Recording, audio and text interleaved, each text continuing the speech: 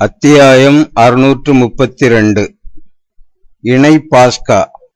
காட்சி நாள் ஏப்ரல் 23, 1947. சேசுவின் கட்டளை வார்த்தைக்கு வார்த்தை அப்படியே நிறைவேற்றப்பட்டிருக்கிறது. பெத்தானியா சீடர்களின் கூட்டத்தால் நிறைந்திருக்கிறது. புல்வெளிகளும் பாதைகளும் பழத்தோட்டங்களும் லாசரின் ஒலிவ தோப்புகளும் அவர்களால் நிறைந்துள்ளன. இவ்வளவு அதிகமான மக்களை கொள்வதற்கு அவை போதாது என்பதனால் சேசுவின் நண்பருடைய சொத்தை பாழ்படுத்த விரும்பாத மக்கள் ஒலிவ மலையின் சாலைகளின் ஓரத்திலும் பெத்தானியாவுக்கும் ஜெருசலேமுக்கும் இடையேயுள்ள ஒலிவ தோப்புகளிலும் பரவி நிறைந்திருக்கிறார்கள். தொடக்க நாட்களின் சீடர்கள் வீட்டின் அருகில் இருக்கிறார்கள். வேறு பலர் இன்னும் அதிக தூரத்தில் இருக்கிறார்கள். சரிவர அறிமுகமில்லாத அல்லது முற்றிலும் அறிமுகமில்லாத முகங்கள். ஆயினும் இப்போது இவ்வளவு அதிகமான முகங்களை அடையாளம் கண்டு அவர்களுடைய பெயர்களை யாரால் சொல்ல முடியும்? அங்கே நூற்றுக்கணக்கானோர் இருக்கிறார்கள் என்று நான் நினைக்கிறேன். அவ்வப்போது பலதரப்பான அந்த மக்கள் கூட்டத்தில் ஒரு முகமோ அல்லது ஒரு பெயரோ கடைசி நேரத்திலும் கூட சேசுவால் உதவப்பட்டு மனம் திருப்பப்பட்டவர்கள் மத்தியில் நான் கண்டுள்ள ஒரு சில முகங்களை எனக்கு ஞாபகப்படுத்துகிறது. ஆனாலும் இவ்வளவு அதிகமான முகங்களையும் பெயர்களையும் நினைவில் வைத்துக் கொள்வதும் அவை எல்லாவற்றையும் அடையாளம் காண்பதும் என் சக்திக்கு அப்பாற்பட்ட காரியம். குருத்து ஞாயிறன்று அல்லது பெரிய வெள்ளியன்று ஜெருசலேமின் தெருக்களில் அல்லது பெரும்பாலும் வெறுப்பால் நிரம்பியிருந்த முகங்களாகிய கம்பளத்தால் மூடப்பட்டிருந்த கல்வாரியில் நிறைந்திருந்த மக்களிடையே இருந்தவர்களை நான் அடையாளம் காணும்படி யாராவது எதிர்பார்ப்பதற்கு சமமானது அது. அப்போஸ்தலர்கள் சீமோனின் வீட்டுக்கு உள்ளேயும் வெளியேயும் போய் வந்து கொண்டிருக்கிறார்கள். மக்களை அமைதிப்படுத்தும்படி அல்லது அவர்களுடைய கேள்விகளுக்கு பதில் சொல்லும்படி சுற்றி வந்து கொண்டிருக்கிறார்கள். லாசரும் மாக்சிமினூசும் அவர்களுக்கு உதவுகிறார்கள். சீமோன் வீட்டின் மேல் மாடியின் முன்முகப்பில் பெண் சீடர்களின் எல்லா முகங்களும் தோன்றுவதையும் மறைவதையும் காண முடிகிறது. நரைத்த முடியுள்ள அல்லது பழுப்பான முடியுள்ள தலைகளுக்கு மத்தியில் லாசரின் மேரி மற்றும் ஓரியாவின் அழகிய முடியுள்ள தலைகளும் பிரகாசிக்கின்றன. அவ்வப்போது யாராவது ஒருத்தி வெளியே வந்து பார்த்துவிட்டு திரும்பி போகிறாள். உண்மையாகவே அவர்கள் எல்லோரும் சிறு வயதினரும் வயதானவர்களும் அஃபேக்கின் சாராள் போல ஒருபோதும் வந்திராதவர்களும் கூட அங்கு இருக்கிறார்கள். மொட்டை மாடியின் மீது சாராளால் ஒன்று கூட்டப்பட்டவர்களும் மெரோமின் அன்னாளின் பேரப்பிள்ளைகளும் மத்தியாசும் முன்பு முடமாயிருந்து இப்போது மகிழ்ச்சியாகவும் ஆரோக்கியமாகவும் இருக்கிற நாகூமின் பேரனாகிய சிறுவன் ஷாலேமும் மேலும் சிலருமாக பல குழந்தைகள் விளையாடிக் கொண்டிருக்கிறார்கள்.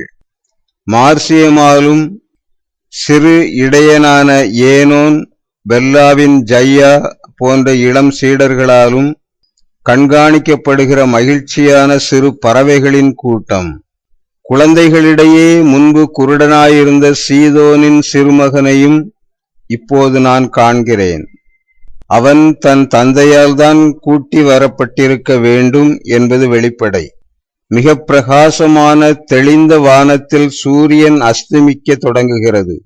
ராயப்பர் லாசரோடும் அவருடைய தோழர்களோடும் கலந்து ஆலோசிக்கிறார். மக்களை அனுப்பிவிடுவது நல்லதென்று நான் நினைக்கிறேன். நீங்கள் என்ன சொல்லுகிறீர்கள்? அவர் இன்றும் வரமாட்டார். இந்த மக்களில் அநேகர் இன்று மாலையில் சிறிய பாஸ்காவை புசிக்க வேண்டியுள்ளது என்கிறார் ராயப்பர். ஆம், அவர்களை அனுப்பிவிடுவது நல்லதுதான். ஆண்டவர் இன்று வர வேண்டாமென்று ஞானத்தோடு தீர்மானித்திருப்பார். தேவாலயத்தைச் சேர்ந்தவர்கள் எல்லோரும் ஜெருசலேமில் கூடியிருக்கிறார்கள். அவர் வருகிறார் என்று அவர்கள் எப்படி கேள்விப்பட்டார்கள் என்று எனக்கு தெரியவில்லை. மேலும் என்கிறார் லாசர், அப்படியே இருந்தாலும் இதற்கு மேல் அவர்களால் அவருக்கு என்ன செய்துவிட முடியும் என்று கேட்கிறார் ததேயுஸ் தீவிரமாக. அவர்கள்தான் என்பதை நீர் மறந்து போகிறீர். இந்த வார்த்தைகளில் எல்லாம் அடங்கியிருக்கிறது. அவருக்கு அவர்களால் தீங்கிழைக்க முடியாவிட்டாலும் அவரை வழிபட வந்திருக்கிற இந்த மக்களுக்கு ஏராளமான தீமையை செய்ய அவர்களால் முடியும். ஆண்டவர் தமது விசுவாசிகளுக்கு ஊறு விளைவிக்க விரும்பவில்லை. அப்படியானால் அவர்கள் தங்கள் பாவத்தாலும் எப்போதும் ஒரே விதமாயிருக்கிற சிந்தனையாலும் குருடாக்கப்பட்டவர்களாக தங்கள் தலைகளில் உள்ள முரண்பாடான எண்ணங்களுக்கு மத்தியில் அவர் உயிர்த்துவிட்டார். அதாவது அவர் ஒருபோதும் இறக்கவே இல்லை. தன்னைத்தானே தூக்கத்திலிருந்து எழுப்புகிற ஒருவனைப் போல அல்லது தமக்கு உடந்தையாயிருந்த அநேகருடைய உதவியோடு அங்கிருந்து வெளியே வந்துவிட்டார் என்னும் எண்ணத்தையும் கொண்டிருக்கவில்லை என்று நினைக்கிறீரா? அவர்களுடைய மனங்களில் என்ன சிந்தனைகளின் குழப்பம், என்ன சிக்கல், என்னவிதமான யூகங்களின் புயல்கள் உள்ளன என்று உமக்கு தெரியாது. சத்தியத்தை ஒத்துக்கொள்ளாமல் இருப்பதற்காக அவர்களே அவை எல்லாவற்றையும் உருவாக்கினார்கள். முன்பு அவர்களை ஒன்றாக்கி வைத்திருந்த அதே காரணத்தினால் நேற்று தீமைக்கு உடந்தையாயிருந்தவர்கள் இன்று பிரிந்துவிட்டார்கள் என்று உண்மையாகவே நாம் சொல்ல முடியும். சில மக்கள் அவர்களுடைய கருத்துக்களால் கெடுக்கப்பட்டிருக்கிறார்கள் பார்த்தீரா? சிலர் இப்போது சீடர்கள் மத்தியில் இல்லை. அவர்கள் போகட்டும். அவர்களை விட நல்ல வேறு மக்கள் வந்திருக்கிறார்கள். 2ஆம் மாதத்தின் 14ஆம் தேதி ஆண்டவர் இங்கே இருப்பார் என்று இங்கிருந்து போனவர்களில் யாரோதான் யூத ஆலோசனை சங்கத்திற்கு தகவல் கொடுத்திருப்பார்கள். ஆண்டவருக்கு எதிரான அந்த நடவடிக்கைக்கு பின் இனி திரும்பி வருவதற்கான தைரியம் அவர்களிடம் இல்லை. வாருங்கள், இதை நிறுத்துங்கள். துரோகிகளைப் பற்றி பேசியது போதும் என்கிறார் பர்த்தலோமேயு. அப்படிப்பட்ட சிலர் எப்போதும் நம்மிடையே இருப்பார்கள். என் பிரியமுள்ள நண்பரே, மனிதன் அவன் தன் மனதில் பதியும் கருத்துகளுக்கும் வற்புறுத்தல்களுக்கும் மிக எளிதாக தன்னை விட்டு கொடுத்து விடுகிறான். ஆனால் நாம் பயப்படக்கூடாது. நாம் பயப்படக்கூடாதென்று ஆண்டவர் சொன்னார் என்கிறார் தீவிர சீமோன். நாம் பயப்படவில்லை. சில நாட்களுக்கு முன் நாம் இன்னமும் பயந்தவர்களாய் இருந்தோம். உங்களுக்கு நினைவிருக்கிறதா? என்னை பொறுத்தவரை இங்கே திரும்பி வருவதை பற்றி எண்ணிய போது நான் பயந்தேன். இப்போது அந்த அளவுக்கு நான் இனியும் பயப்படுவதாக எனக்கு தோன்றவில்லை. ஆயினும் என்னை நான் அதிக அளவுக்கு அதிகமாக நம்ப மாட்டேன். நீங்களும் உங்கள் தலைவனாகிய என்னை அதிகமாக நம்பாதீர்கள். திடமான கருங்கல்லால் அல்லாமல் நொறுங்கி போகிற களிமண்ணால் நான் செய்யப்பட்டிருக்கிறேன் என்பதை நான் ஏற்கனவே ஒருமுறை நிரூபித்து விட்டேன். நல்லது, நாம் இந்த மக்களை அனுப்பி விடுவோம்.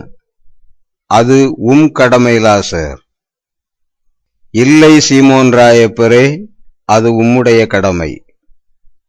நீர்தான் தலைவர் என்று தயவோடு தமது கரத்தால் ராயப்பரின் தோளை அணைத்தபடி லாசர் சொல்கிறார். அப்படியே படிக்கட்டு வரையிலும் அதன் மேலும் சீமோன் வீட்டை சுற்றியிருக்கும் மொட்டை மாடி வரைக்கும் அவரை தள்ளியபடி போகிறார்.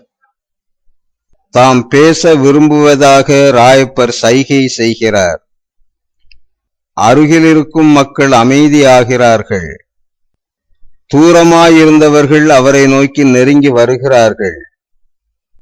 அவர்களில் பெரும்பாலானோர் தம் அருகில் வரும் வரை ராயப்பர் காத்திருக்கிறார்.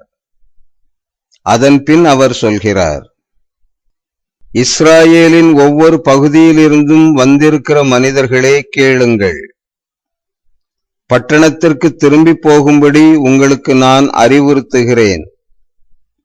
சூரியன் ஏற்கனவே அஸ்தமிக்க தொடங்கிவிட்டது. எனவே போங்கள். அவர் வந்தால் எப்பாடுபட்டாவது நாங்கள் உங்களுக்கு தெரிவிப்போம். கடவுள் உங்களோடு இருப்பாராக. அவர் அங்கிருந்து விலகி காற்றோட்டமுள்ள ஓர் அறைக்குள் போகிறார். அங்கே திவ்ய கன்னிகையை சுற்றி அதிக பிரமாணிக்கமுள்ள பெண் சீடர்கள் அனைவரும் இருக்கிறார்கள். மேலும் ஆண்டவரின் யாத்திரைகளில் அவரை ஒருபோதும் பின் செல்லவில்லை என்றாலும் அவரை தங்கள் குருவாக நேசித்த மற்ற பெண்களும் இருக்கிறார்கள். ராயப்பர் போய் ஒரு மூலையில் உட்கார்கிறார். தம்மை பார்த்து புன்னகைக்கிற மாதாவை பார்க்கிறார். வெளியே மக்கள் மெதுவாக இங்கேயே இருக்கப் போகிறவர்கள் ஒரு குழுவாகவும் பட்டணத்துக்கு திரும்பி போகிறவர்கள் மற்றொரு குழுவாகவும் ஆக இரு குழுக்களாக பிரிகிறார்கள். பெரியவர்கள் குழந்தைகளை அழைக்கும் பலர்களும் அவர்களுக்கு பதில் சொல்லும் குழந்தைகளின் கீச்சு குரல்களும் கேட்கின்றன. அதன்பின் அந்த இரைச்சல் ஒலி அடங்குகிறது. இப்போது நாமும் போகலாம். ஆனால் அப்பா, ஆண்டவர் வருவதாக சொன்னாரே. ஆம், எனக்கு தெரியும். ஆனால் நீயே பார்ப்பது போல அவர் வரவில்லை. அவர் குறித்துச் சொன்ன நாள் இதுதான். ஆம், என் சகோதரர் ஏற்கனவே உங்களுக்காக எல்லாவற்றையும் ஆயத்தம் செய்திருக்கிறார். உங்களை அங்கே அழைத்துச் செல்லவும் உங்களுக்காக மதில் வாசலை திறக்கவும் வந்திருக்கிற யோனாவின் மார்க் இதோ இருக்கிறார். நானும் வருகிறேன். நாங்கள் எல்லோருமே வருகிறோம். லாசர் எல்லாருக்கும் தேவையானதை ஏற்பாடு செய்திருக்கிறார் என்கிறாள் மரிய மதலேன். இவ்வளவு அதிகமான மக்களோடு நாம் ராப்போஜனத்தை எங்கே உண்ண முடியும்? ஜெத்சமனிதான் ராப்போஜன சாலையாக இருக்கும். வீட்டின் உள்ளே சேசு சொன்னவர்களுக்கு இடம். வெளியே வீட்டு பக்கத்தில் மற்றவர்களுக்காக மேஜைகள் போடப்பட்டுள்ளன. அவர் அதைத்தான் விரும்பினார். யார்? லாசரா? ஆண்டவர். ஆண்டவரா? அவர் எப்போது வந்தார்? அவர் வந்தார். எப்போது என்பதை பற்றி உங்களுக்கு என்ன பிரச்சனை? அவர் வந்தார், லாசரோடு பேசினார். அவர் வருவார் என நான் நினைக்கிறேன்.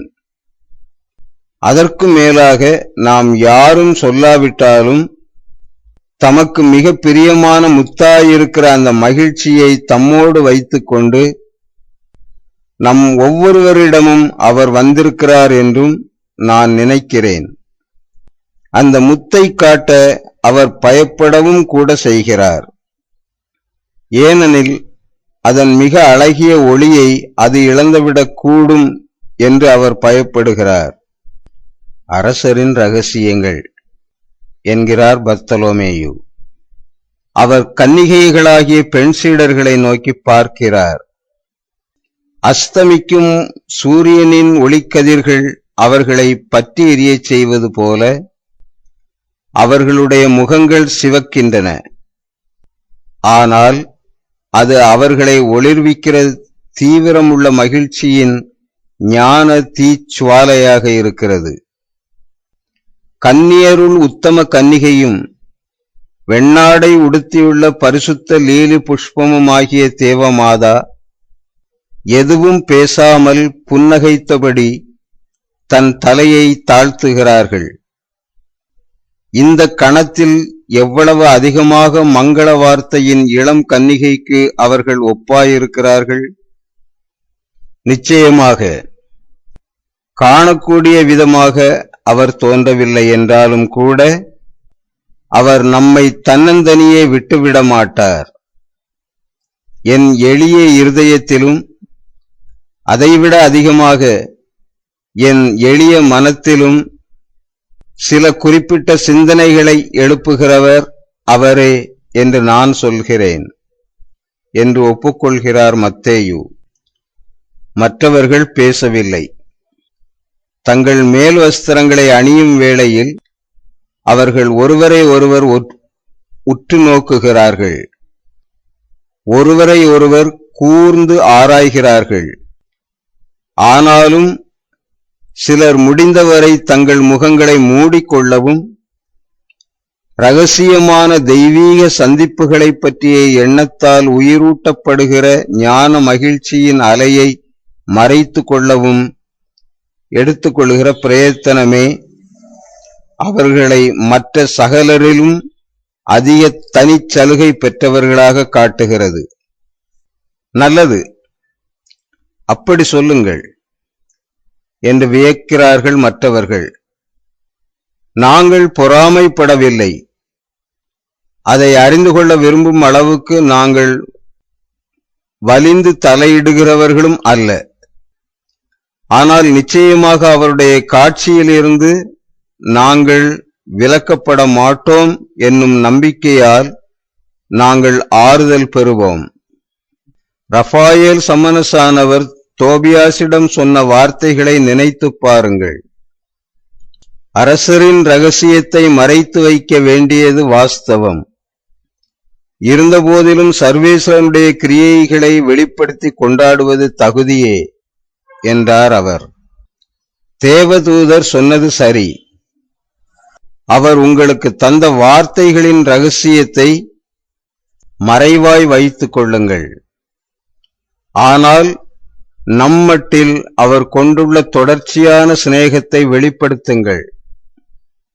அல்பேயுசின் யாகப்பர் மாதாவால் தெளிவுபடுத்தப்பட விரும்பியது போல அவர்களை பார்க்கிறார். அவர்கள் சம்மதிக்கிறார்கள் என்பதை அவர்களுடைய புன்னகையிலிருந்து புரிந்து கொண்டு சொல்கிறார், அது உண்மை, நான் ஆண்டவரை கண்டேன் என்று. வேறு எதுவுமில்லை. அப்படி சொல்கிறவர் அவர் மட்டும்தான். கவனமாக தங்களை மூடிக்கொண்டுள்ள மற்ற இருவரும் ஒரு வார்த்தை கூட சொல்லவில்லை. அவர்கள் எல்லோரும் வெளியே குழுக்களாக போகிறார்கள்.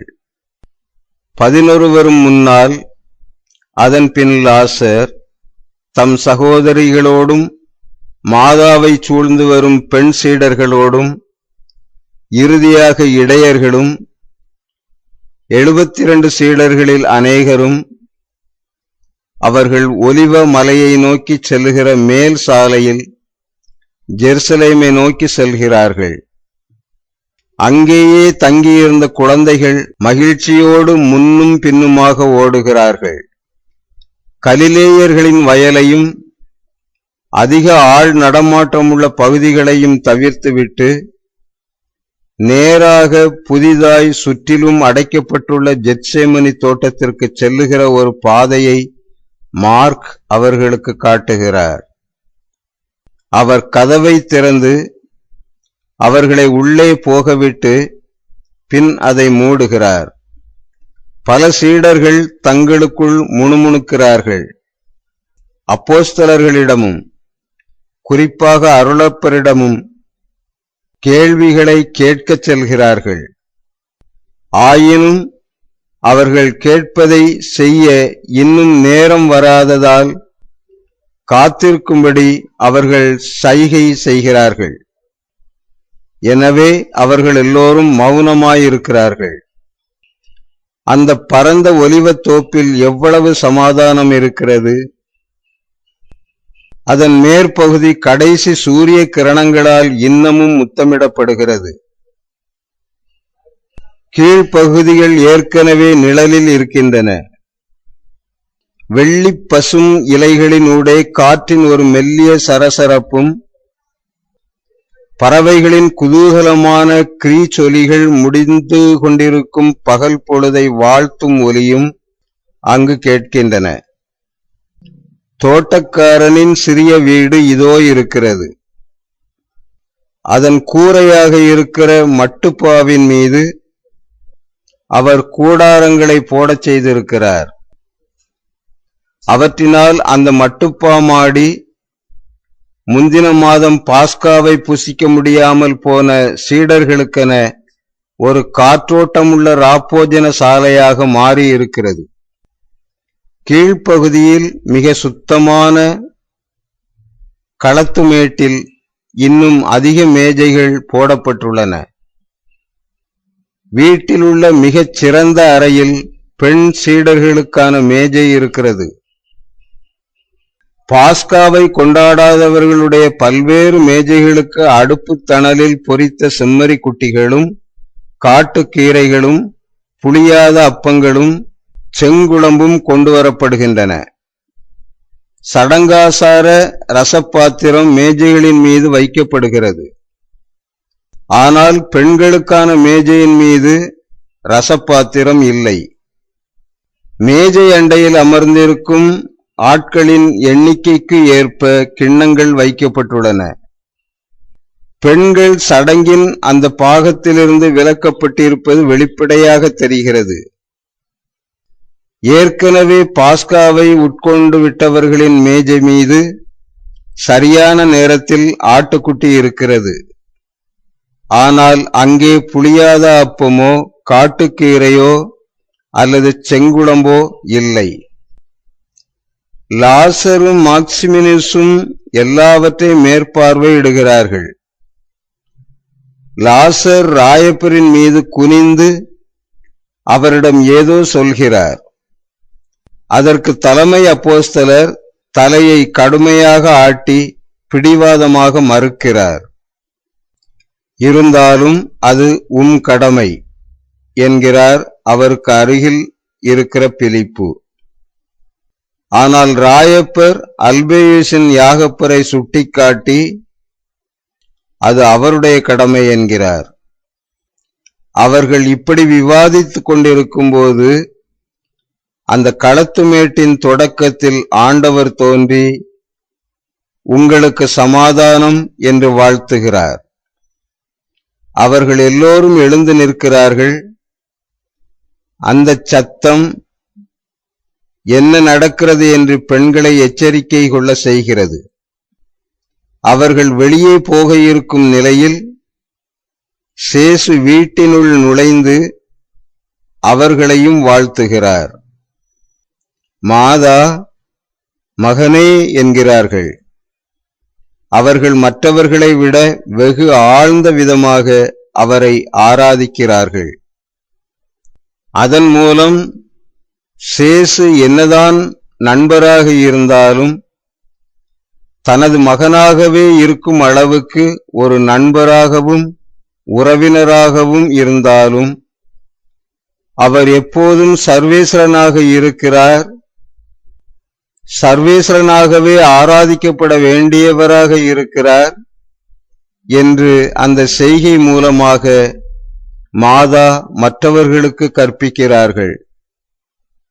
நம் சகோதரராகவும் மணவாளராகவும் முழு நம்பிக்கையோடு தம்மையே தரும்படி அவரை வற்புறுத்தும் அளவுக்கு நம் மட்டில் அவர் கொண்டுள்ள சிநேகம் முழுமையானதாக இருக்கிறது என்றாலும் அவர் எப்போதுமே ஓர் ஆராதிக்கும் உணர்வோடு வழிபாடு செலுத்தப்பட வேண்டியவராயிருக்கிறார்.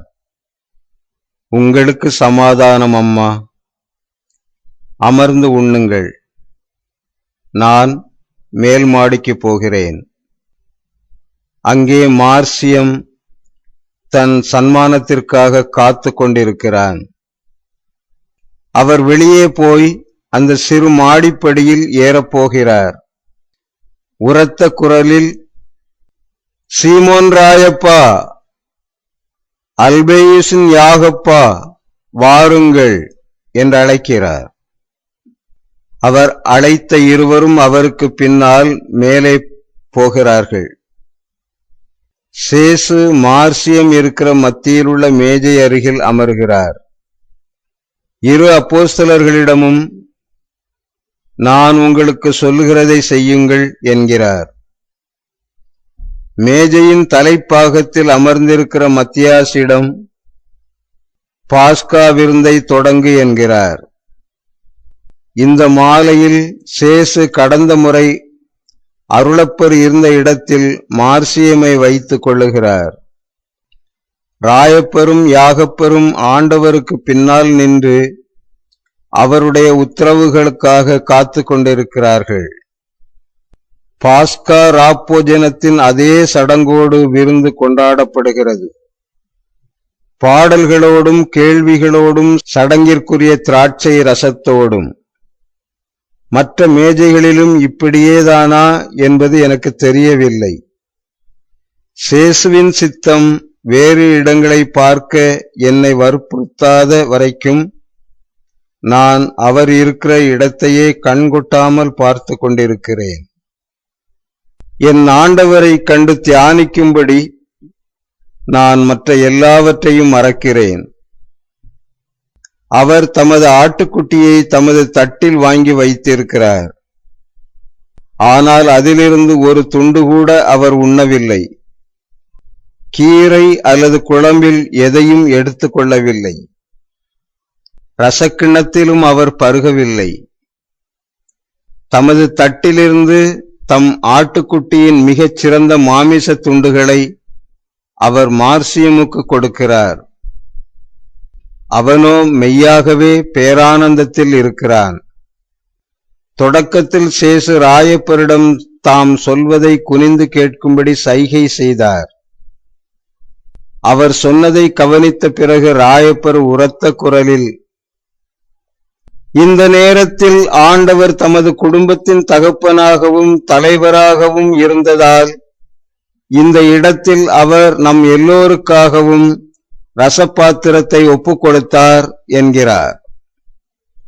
இப்போது ஆண்டவர் ராயப்பரை நோக்கி மற்றொரு சைகை செய்ய, அவர் திரும்பவும் அவர் சொல்வதை கேட்டு அதன் பின் எழுந்து நின்று சொல்லுகிறார், இந்த நேரத்தில் எங்களை சுத்திகரிக்கும்படியாகவும் தேவ நற்கருணை பலியை நாம் தகுதியோடு உட்கொள்வதற்கு என்ன செய்ய வேண்டும் என்று எங்களுக்கு கற்பிக்கும்படியாகவும் ஆண்டவர் தம் இடையை வரிந்து கட்டி கொண்டார் என்கிறார்.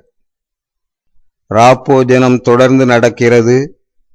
மற்றொரு சைகையில் ராயப்பர் மறுபடியும் இப்படி சொல்லும் வரையில், இந்த நேரத்தில் ஆண்டவர் அப்பத்தையும் திராட்சை ரசத்தையும் எடுத்து அவற்றை ஒப்புக் கொடுத்து ஜெபித்து அவற்றை ஆசீர்வதித்த பிறகு அந்த அப்பத்தை பல பகுதிகளாக பிட்டு எங்களுக்கு கொடுத்து, இது என் சரீரம், இது புதிய நித்திய உடன்படிக்கையின் என் இரத்தம், இது பாவ மன்னிப்பிற்காக உங்களுக்காகவும் பலருக்காகவும் சிந்தப்படும் என்றார்.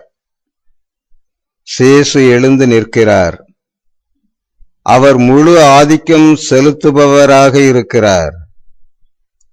ஓர் அப்பத்தை எடுத்து அதை சிறு துண்டுகளாக பிற்கும்படியாகவும் மேஜைகளில் உள்ளதில் மிக பெரிய ரசக்கிண்ணத்தை திராட்சை ரசத்தால் நிறைக்கும்படியாகவும் அவர் ராயப்பருக்கும் யாகப்பருக்கும் கட்டளையிடுகிறார்.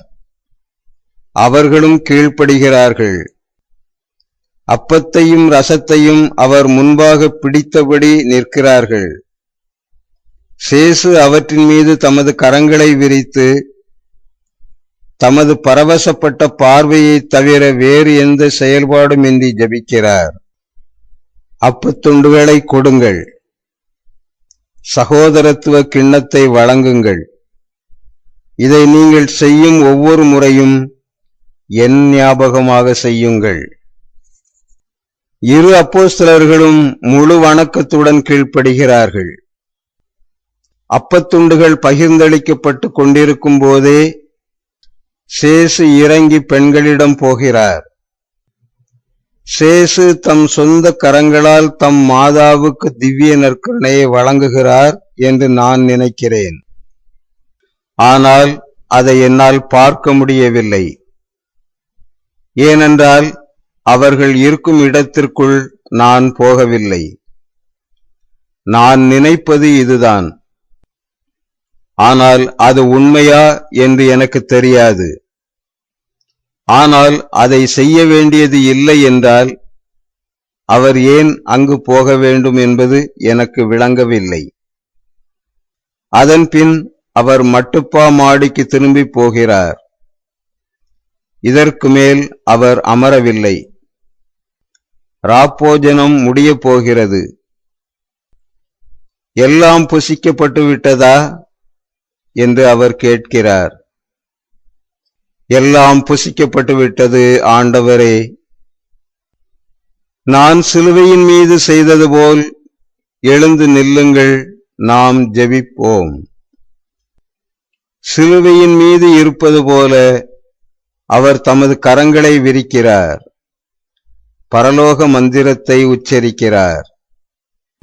நான் ஏன் அழுகிறேன் என்று எனக்கு தெரியவில்லை. அவர் அதை சொல்வதை நான் கேட்பது, அதுதான் ஒருவேளை கடைசி தடவையாக இருக்கும் என்று நான் நினைக்கிறேன். சேசுவின் உண்மையான தோற்றத்தை நமக்கு தர எந்த ஒரு ஓவியனாலும் சிற்பியாலும் ஒருபோதும் முடியாது என்பது போலவே, ஒருவர் எவ்வளவுதான் பரிசுத்தராய் இருந்த போதிலும் பரலோக மந்திரத்தை இவ்வளவு கம்பீரமாகவும் அதே வேளையில் இவ்வளவு மென்மையாகவும் சொல்ல யாராலும் ஒருபோதும் முடியாது.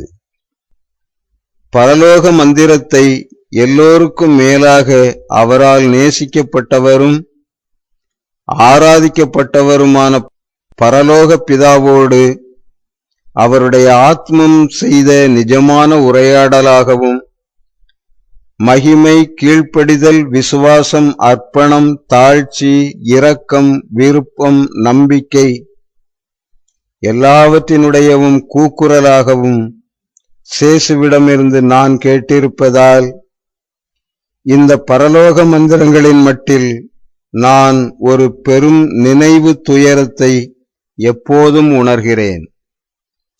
போங்கள். ஆண்டவருடைய வரப்பிரசாதம் உங்கள் அனைவரோடும் இருப்பதாக. அவருடைய சமாதானம் உங்களோடு கூட வருவதாக. அவர்களை அனுப்பிவிடும் விதமாக சேசு இப்படி சொல்கிறார். அந்த அமைதியான தோட்டத்திற்கு மேலே இப்போது நிலவு முழுமையாக இருக்க, அதன் ஒளியையும் மேஜைகளின் மீது வைக்கப்பட்டிருக்கிற விளக்குகளின் ஒளியையும் பல மடங்கு மிஞ்சியதாக இருக்கிற ஒரு பிரகாசமான பேரொளியில் அவர் மறைந்து போகிறார். ஒரு சத்தமும் இல்லை. முகங்களில் கண்ணீர், இருதயங்களில் ஆராதனை, வேறு எதுவும் இல்லை. இரவு விழிப்பாயிருக்கிறது. சம்மனசுக்களோடு சேர்ந்து அது அந்த ஆசீர்வதிக்கப்பட்ட பாக்கியமுள்ள இருதயங்களின் துடிப்புகளை அறிந்திருக்கிறது.